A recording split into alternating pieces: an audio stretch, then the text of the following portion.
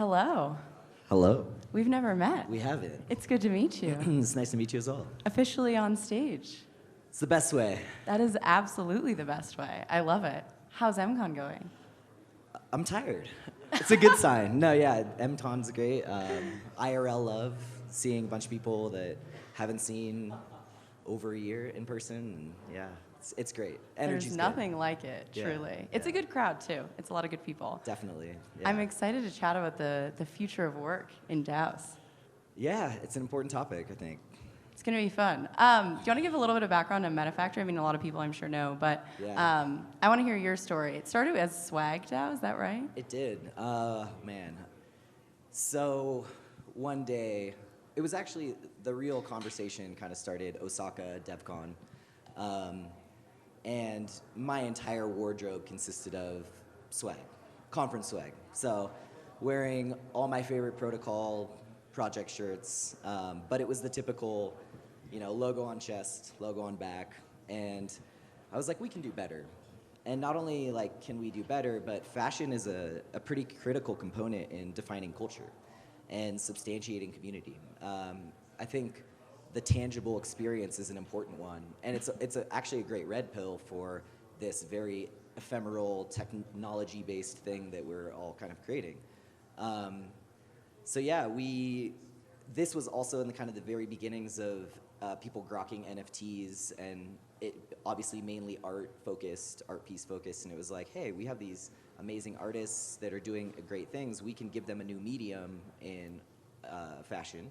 We can experiment with tokenizing these things and wearables in emergent virtual worlds. So there's a lot of potential here. And so yeah, Swag DAO was born, and we ended up, we're really looking at the Unisoc's bonding curve model, which has a lot of challenges. Like, we can possibly get into some of that. It's kind of interesting, but yeah. And then we ended up doing a branding competition. We figured, open it up to the community. We wanted to create this kind of fashion-based collective culture studio, and Hamad, who was just on stage, MetaDreamer, was the winner and ended up becoming co-founder and critical to the entire path and success of who we are now. So yeah. I love it. Yeah. I'm curious, why a collective? What was the actual original sort of thought of why does this need to be something like a DAO instead of, just like a crypto startup studio type thing? Why not? Yeah, I guess fashion generally and brands specifically, luxury brands or streetwear brands are very they're very controlled and confined. Their branding message is super critical and important to them, that this is how we're perceived. This is our user base and our demographic that we're targeting. We were kind of trying to do the anti-brand in that sense, and what better way than through DAO, and kind of give loose guidelines, because there has to be something, some sort of basis, some foundation for the brand, but allow the community itself to define what is this brand. And this really became actually, we're redefining the consumer-brand relationship. And let's move this from passive consumer to active participant. And let's give people a way to decide on what is important to us as a brand. What are our values? What communities do we support? What should we put our emphasis on as fashion, design, and production, but also community and war chest and community bank that DAO provides and allows the community to kind of steer. So, yeah. It's the ultimate headless brand, kind of, right? Yeah, I mean, we took it a little literal. A real brand in that sense, the way most people conceive of brand when you think of, I think when most people hear brand, the first thing they think of is typically fashion. And so, yeah, the headless brand in the sense of, it's tricky too, because by the nature of what we're doing, physical goods production, there's a lot of centralized aspects in that process.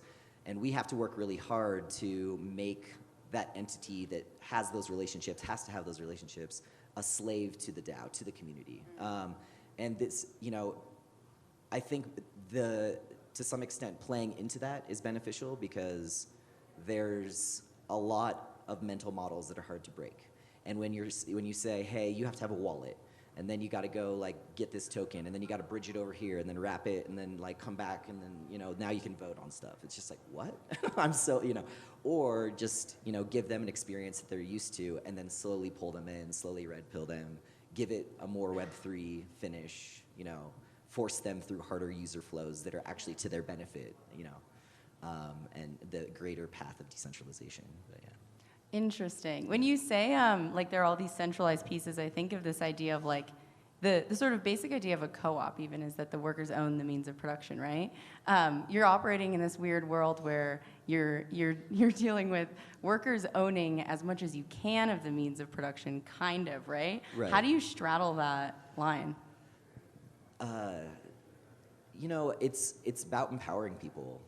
It's about like also breaking down the typical like approval processes or paths to mainly, it's typically a financing challenge, right? Someone has an idea, whether that's related to fashion research, or metaverse, or NFTs, or something, and giving clear paths for people to access budgets, access resources, feel empowered. That's a lot of it too. Like a lot of people are like, you're gonna get as much out of your DAO as you put in. It's really that true. And the more active you are in participating, the more you're gonna see the potential.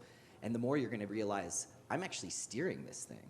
And a lot of, because we're constantly with the 91 or the 99-1 rule, however you wanna think about it, of like internet communities where most people just wanna kind of watch and observe and lurk. And once that can work. It's an important role in some sense, like participating, voting, but you got to be active.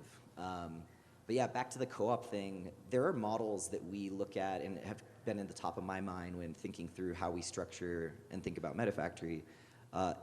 Mainly agricultural co-ops. They're probably the longest, collective cooperative model, and it's funny for how analog and opposite of technology they are. There's a lot of learnings there. And it's interesting because also for them, a lot of the tooling we have, the codified trust isn't really necessary because of the nature of like, these are small communities. These are people who know each other, work with each other, live with each other. So, but they're very quick to grok and understand what this tooling can mean and how it allows for them scale beyond just like the intimate, in-person kind of community. So yeah, looking at the existing models and trying to apply that stuff, trying not to be too prescriptive and letting the community, because that's the thing, we're building it as we're building it. Like everything is kind of emergent, and you have to be fluid in allowing for like that to occur, and removing or deconstructing your existing mental models of how these things should be structured or the proper way or whatnot. So. Yeah, it's like history doesn't repeat itself, but it rhymes, Yep. or whatever that whole thing is. Yeah. And being inspired by it, I think, is interesting, especially in the context of talking about this like weird balance between structure and chaos, almost. How do you think about that?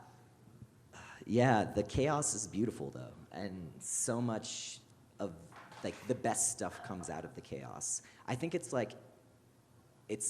trying to find that organized chaos, like enough structure that it's not just out of control and there's nothing going on, but not too much that it stifles the creativity or the potential for new thought or potential. I think that's like the DAO space generally. It's a tricky thing, but I think it's really important. And the best stuff has come from, those like, these conferences. I guarantee you there will be one, if not more, projects that will come out of a conversation that was had in some corner of this conference. And like, I've seen that time after time after time, and it's amazing to watch how organic these things are, and the importance of, again, some of the IRL side of it, because it's unlikely that if those 3-4 people were in a Discord chat that it would have had that same resonance. So.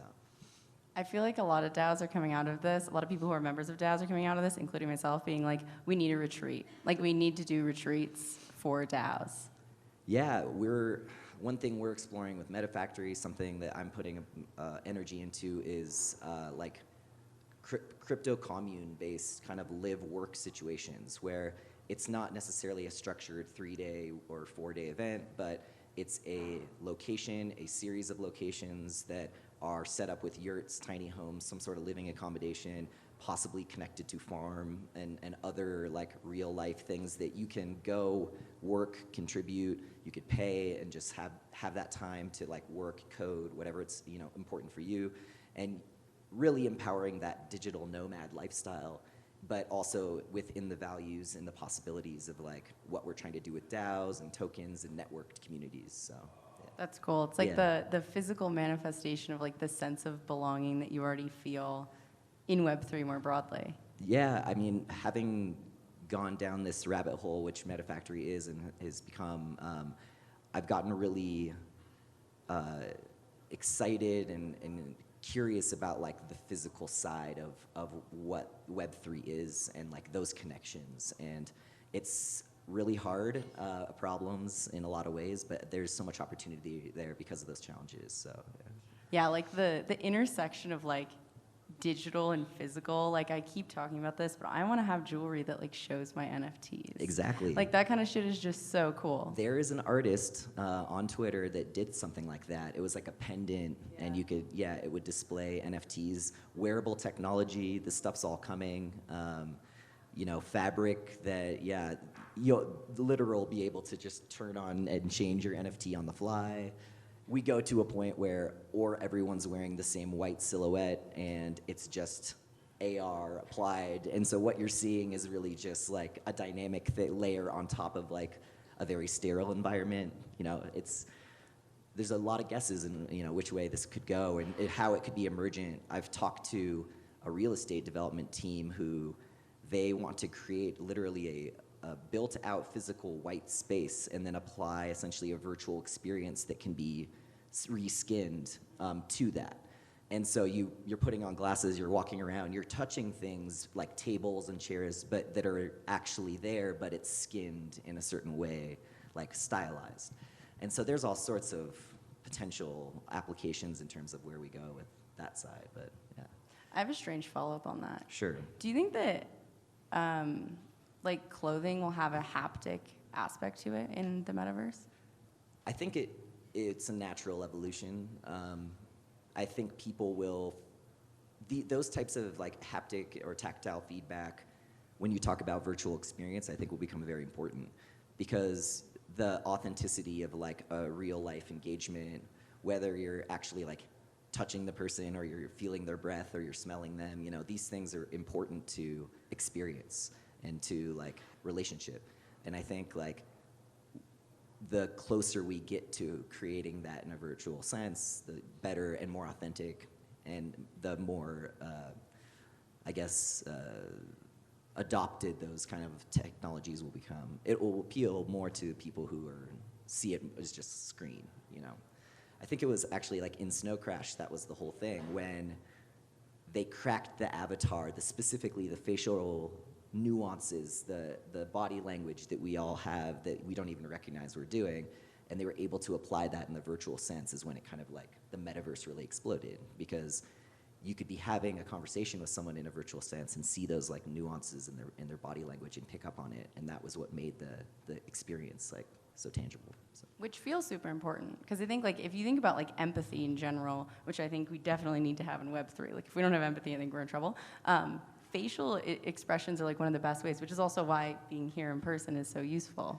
It's like the importance of like the video calls too. I get a lot more, I'll remember the conversation better when someone is showing their video versus if it's a bunch of anons and like dark screens and stuff, and which is totally fine, but it's like I will remember the conversation, I'll get more out of it if typically like I can be on video with someone, but. Yeah. Is that strange for like, so it seems like, I've talked with MetaDreamer about this, like you guys have had onboarding that has worked well for people who are like designers and things, because you can bring people in from Web 2. Is that a strange transition for people to have, where you're coming into this like entirely new world where some people are anonymous and some people aren't, and it's all on Discord or in forums? Like, what does that look like? I think for us, it's actually a lot easier, because it's not like, hey, this is our DeFi protocol and like smart contract this and like liquidity provide that, and it's like, hey, you want to design some merch? It's like, yeah, I get that. I understand that. That's something I do. I design stuff, you know. And then, you know, what's great is the experience of designing the merch, the experience of purchasing the merch is actually a lot more of an experience than a product purchase, because now I've received some tokens that, you know, what are these tokens? Well, you know, they're a form of governance. They allow you to participate in the community. They afford you different perks, discounts, you know, early access to drops. Oh, the product also came with like its own token, like an NFT. Well, what's that? Well, in this case, it's, you know, digital wearable in a virtual world. What are virtual worlds? Like, it's just the rabbit hole from I bought this hoodie because I think it's dope to, you know, I'm now providing liquidity on some AMM, and like, I don't know what that means, but I'm doing it. You know, I've seen that happen a lot of times. Like, a lot of our community, it's their first foray into a lot of the DeFi side of this space through, again, like a merch purchase or design. Yeah. It does feel like DAOs are going to crypto pill more people, especially people with like tactical skills that don't require an understanding of Web3. And it's really just like empowering a larger and a new segment of a new demographic of the creator economy. And fashion specifically, like I did not come from a fashion background. I've learned a ton since being involved with MetaFactory, but it is a industry that is in need of and ripe for disruption. Fast fashion, major problem, I'm sure most of us are aware of. We have been trained to purchase based on price, not value. The industry itself, legacy, like habits, tactics, like brands, the way they take care of, treat, or don't their garment makers, their pattern makers, the people underneath that make that brand what it is. This is also like a drive for what we're doing with MetaFactory. It's like, these people should be lifted up. The brand should like work for these people. It's, you know, not the other way around. And what better way than giving them, you know, empowering them with a token that is a sense of ownership and allows them to steer the course directly. So I have a question on that. You have never done a treasury diversification in MetaFactory, right? What do you mean, like specifically? Trading a governance token with Another. Trading a governance token in a massive way for stables. Right. We have done one strategic raise. Bankless invested in us, bought some robot because they were going to do, you know, they are partnered to do all their merch through MetaFactory. They wanted to recognize upside, invest in us, cross-alignment incentive, you know, the positive sum games. So yeah, that is the only kind of raise or investment that has occurred with MetaFactory. And was that like a treasury diversification swap with Bank specifically, or was it also with stables? It was stable, but this is because Bank didn't exist yet. Oh, okay. They were kind of like hush-hush. But like now, because we're getting deeper into that relationship, the next, we'll be probably doing a Bank and robot. I ask because I think when you think about like the ownership that workers have of anything, there's like this weird balance between giving governance tokens where, you know, it's ownership, but like you can only keep that ownership if you can afford to keep it. So I'm curious how you're thinking about that. I know a lot of DAOs are thinking about this. There's not an easy answer, but. No, yeah, this has actually been top of mind for us recently. Because people are knocking down our door like, we want to invest in MetaFactory. We see what you guys are doing. We have a product market fit right away. We're revenue positive. Like, it's incredible to see what's happened. But because of that, we don't need a raise. And we also recognize the situation of you raise a bunch of fiat, the US dollar or shitcoin, and you use that to hire a bunch of people, and you pay them, you know, a bunch of dollars, and then they go pay their rent and a bunch of dollars, and it flows through the organization. It takes care of people, but like doesn't benefit the network in any way. And also, you're possibly giving out the token to a VC who, yeah, possibly strategic alignment. They might be helping, you know, guide you in what sense, but like, again, network, people, like. We want to reward the people who are actually making this thing happen. Capital infusion is one way, but again, that's not really a need for us. So it's more about how can we do this in a network-focused or like prioritized way. So what has recently was done by the Fire Eyes guys with Pool House, like LP DAO, for lack of a better term, around creating a way for a collective group of people to directly invest into a DAO in the sense or project, and then using that as buy pressure for the sell pressure of compensating workers, paying them out directly in token, knowing that their intention is to cash out. So trying to create those feedback loops, those cycles, easier said than done, but there's a lot of benefit in doing that. The reality is toying with some mixture of stablecoins, stipend, and governance token and token is probably the right way. At least it's going to help you bootstrap faster because you know they're going to cash out the stablecoin, or maybe they're really bullish and they'll use some of that stablecoin to buy the token too, right? So it's like they can choose what to do at that point, but yeah. Yeah, so a lot of it's like optionality on some level, right? Yeah, and you either empower them to cash out, you know that's going to happen. You create mechanisms on the flip side through investment or people who are bullish long term. They're going to buy those dips, coordinate, because we do, especially for us, we have rolling distributions we don't announce them ahead on schedule so people can't time it, but we do give a heads up, hey, next distribution's coming in the next couple days or this week or something like that. This other side is saying, okay, great, if people start cashing out because they want to pay they need to pay their bills, whatever it may be, this group is on the other side essentially waiting to set the floor and Interesting. And I suppose if it all goes back to living in these DAO communes, then there's even less of that challenge in some ways because you're not paying rent. Depends on scale, of course, but yeah. I mean, and that's the thing, it should be, I'm contributing through time, I'm contributing through creativity, I'm contributing through effort, I'm writing code, I'm designing shirt, I'm sowing the seeds, weeding the fields. These all can be things that compensated and part of contributing to the growth and the building of a community. It depends on obviously what the goals or initiatives are, but I think we're going to see a lot of blending. We already see this strong trend in terms of people have multiple jobs, a lot of gig economy, right? Lyft drivers, Uber drivers is a really common one. I think DAOs provide an endless supply and opportunity of those types of experiences. If you're a designer, you can design for merch, you can design logos, you can design token mechanics, you can design, or if you're, a developer, you could do that across a bunch of different DAOs. And this is cool because you can slide in, slide out. You can, as much as you're going to put in and contribute, you're going to get back out. Typically, how these models work, they're very meritocracy based. And yeah, you can kind of dig down, spend 6 weeks, 6 months just crushing and stacking tokens, and I'm going to take a couple months off, right? Theoretically, if you prioritize your time correctly, this is the future of work. Yeah. Makes the gig economy scalable, basically, and with more upside, which is more ownership too.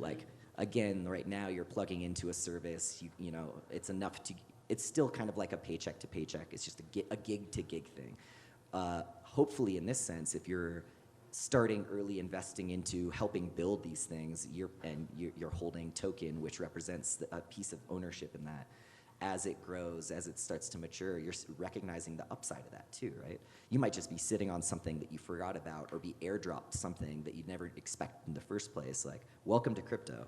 This is why I tell everyone, play with everything, experiment with everything, join every DAO, mint every token, because you never know what's going to happen. And the airdrops will come back around. They'll, you'll be rewarded in 10 times for, not to mention, you're going to learn a lot more, a lot faster. And having skin in the game, owning an NFT, having a little, providing a liquidity position, not more than you can, this is not financial advice, but, and not more than you can afford to lose, but I think skin in the game helps people learn better, faster. So. On the learning note, I'm super curious how you think about sort of career development, because I think right now, it's there's a lot of really talented people in this room who have had probably jobs already in the past. You sort of, corporations essentially train you. They lose money on most people the first 2 years. I don't know if DAOs will do that. Even a designer, right? A more junior designer who might be coming in and want to get involved with MetaFactory. How do you think about, talent development in DAOs? Wow. I think it's more, the focus needs to be more on the education of DAO, how to DAO. and things to understand about like the nuances of these types of communities and like how to participate. But I feel like the talent development in the sense of like training someone on the craft, it depends obviously on the DAO and the goal of the DAO, but like in our sense, I wouldn't want to dictate or kind of confine someone to that creativity. It's like, what do you do? What are you really good at? What are you passionate about? Like, let's find something that fits, or rather, don't pay attention or focus on anything other than that passion. Because that's where we know we're gonna get the most value out of you. And that's where we know exactly what you're gonna like, your love doing, right? So I don't wanna say like, oh no, like this is how you're supposed to design with MetaFactory. Like, it's like, no, like, because we'll do better, we'll learn more, new things will emerge as a result of like that person just running with their passion. And like, so, but yeah, the education side and like the training I think will be more on, this is how you DAO, this is things to be aware of. Dissent is critical and important. People who are being antagonistic oftentimes are doing that for the sake of the DAO and just to like be devil's advocate. Those types of voices are very important. Like, don't take offense. Like, you know, like people are gonna push you and push the DAO in like directions that will be uncomfortable, and that's for like, that will make things stronger. Like these are types of things that people will like kind of learn and experience. Yeah. Yeah, and I guess the feedback loop even for DAOs is like, I almost think that, you know, if you are a designer and you're coming in and you're trying things out, there's probably lower level boundaries you can play around with. You probably do have feedback loops that are faster than you might, and more honest, to your point about dissent, Yeah. that you might have in corporations, and maybe that sort of open environment pushes you faster than you would in a corporation. 100%. When you primarily live as a community in like a real-time chat like program, whether it's Telegram, Discord, whatever, obviously the transparency, the dialogue, the immediate feedback it's so much more rich. In a corporate environment, it's just like, okay, now it's your monthly talk to the boss or talk to HR and give them your feedback. It's like that's happening in real time all the time when everyone's just engaged in the single like communication like platform. That it's very empowering. And that transparency is what makes DAOs run. It's critical to removing the organizational hierarchy and structures that we've all kind of been trained is the right way or proper way to do this. And the reality is the organized chaos provides a lot more potential upside. Yeah. Yeah. I know we're running up on time. What are you most excited about for the next 6 months in MetaFactory? Oh, man. So we've been really focused in the last year since kicking off on the production, the fashion production, fulfillment, all the challenges, the logistics challenges, operation challenges. We've gotten to a really comfortable place with that. We have 5, 6 kind of core production partners. We have a dedicated fulfillment provider now. We've like almost decentralizing a lot of the aspects of that. We have people who are running. MetaDreamer and I were just like, cracking up because we like looked at Twitter and we realized that a drop was happening today that neither of us knew about. And that's like, we know it's working. You know, like it's like, it shouldn't have to go through one of us to be approved or like, you know, sign off. Like, no, like the machine is working on its own. But now having like made those strides, we're gonna be doubling down, putting a lot more emphasis on the Web3 side and bringing the token, the Web3 aspects more forward in the conversation, the narrative of like who we are as a community. This is gonna realize itself most in our curation game, which is really the automation of approval and design submission and creation within MetaFactory to a level where like we're no longer gatekeeper in any sense. The community is directly curating what drops, when it drops, and is rewarded for that curation. So that's an exciting one. We're creating 2 kind of robo squads, working groups, focused one on fashion production and research, and the other on metaverse, NFT, wearable. We're gonna be giving these groups budgets and allowing them to operate essentially autonomously within kind of MetaFactory. So this is also an exciting thing to kind of, how do we scale? And also, again, there are people who are super passionate about each one of those things, but probably don't care about the other one, or like care less about the other one. And so let them coordinate, run, give them budgets to like, you know, scale and push down those channels using MetaFactory and what we have from an infrastructure standpoint to kind of just support that effort. So yeah, those are those are the things that we're kind of focused on most immediately and excited about. So Sweet, I'm excited. I like the Robo Squads name. yeah, That's fun. That's super fun. Cool. It was fun chatting. Yeah, This for was sure. really Thank you. interesting. I'm glad we Yeah. got to do this. Yeah, for sure.